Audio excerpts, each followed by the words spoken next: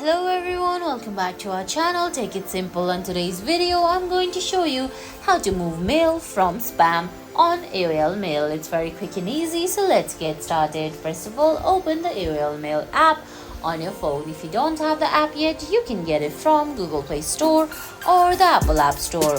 Once you do that, go ahead, launch the app, then sign in.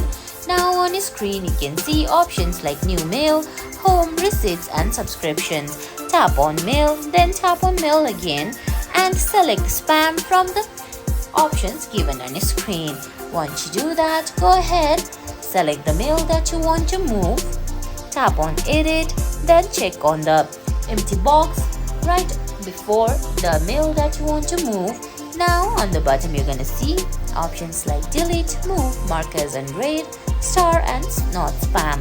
Go ahead and select move and select the folder that you want to move it into.